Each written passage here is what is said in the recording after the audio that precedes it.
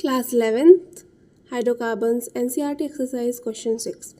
An alkene E contains 3 carbon-carbon, 8 CH single bond and 1 carbon-carbon pi bond.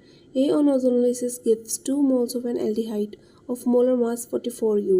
Write IUPAC name of A. So question में हमें कहा है कि कोई A है स्ट्रक्चर जिसमें ये कोई 3 कार्बन में सिंगल बॉन्ड है और C और H 8 बॉन्ड है सिंगल सिग्मा बॉन्ड और C में एक पाई बॉन्ड भी है।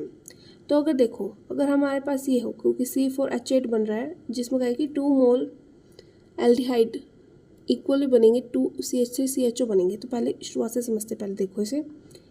अगर हम इसकी फॉलो करें इंस्ट्रक्शंस, 3 कार्बन में सिग्मा बॉन्ड है तो 1 2 3 सिग्मा बॉन्ड होंगे, कहा कि एक में पाई बॉन्ड है तो या फिर एक पाई बॉन्ड यहाँ पे हो सकता है या फिर यहाँ पे हो सकता है।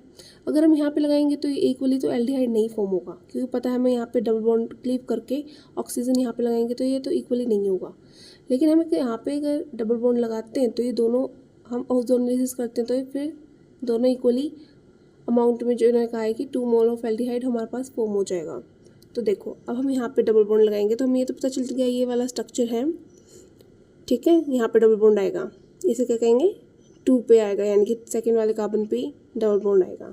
तो देखो जब हम इसका क्लीवेज करते हैं और फिर इसका ओजोनोलिसिस करते हैं तो 2 CH3 CHO फॉर्म होता है हमारे पास। देखो 1 2 3 4 ब्यूट-2-ईन है हमारे पास, ये ए स्ट्रक्चर जो हमने बताया जिसका हम क्लीवेज करेंगे एंड देन ओजोनोलिसिस होता है इसका।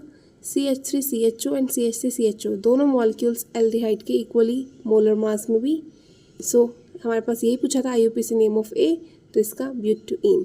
So thank you guys, hope this video helped you.